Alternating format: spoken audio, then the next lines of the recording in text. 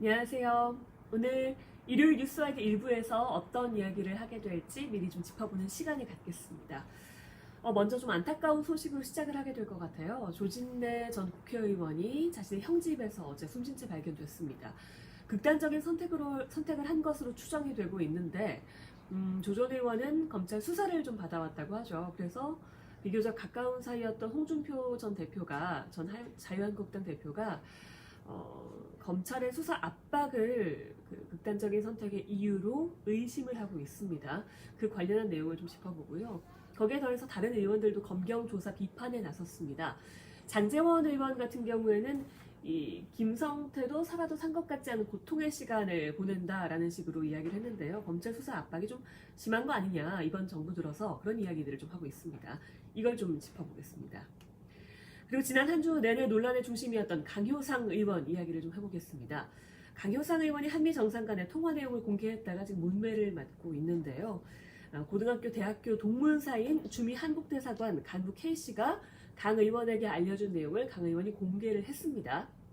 과연 이 외교관과 강 의원이 처벌을 받게 될지 죄송합니다. 관련한 이야기를 좀 해보겠고요.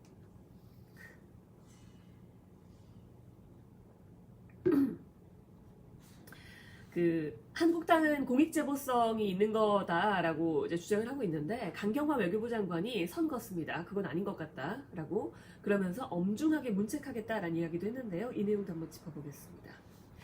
일단 민주당은 그제 외교상 기밀 누설 혐의로 강 의원을 고발한 상태고요.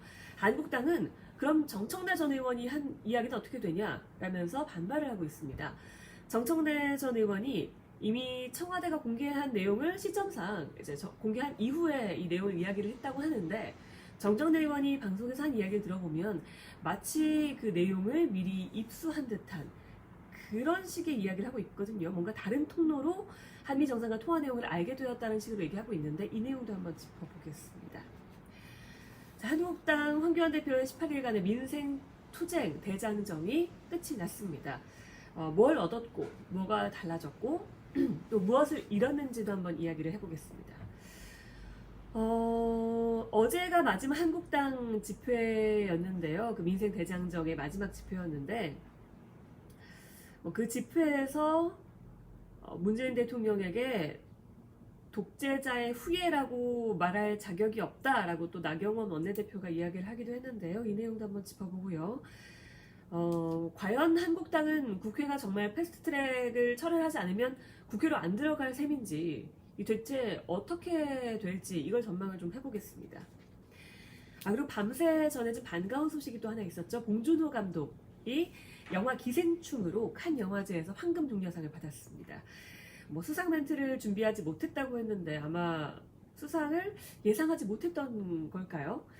워낙 쟁쟁한 감독들의 작품들이 많이 올라왔다고 합니다. 아무튼 봉준호 감독 축하드립니다. 자, 그 관련한 이야기도 잠깐 해보도록 하겠습니다. 잠시 후에 뵙겠습니다. 안녕.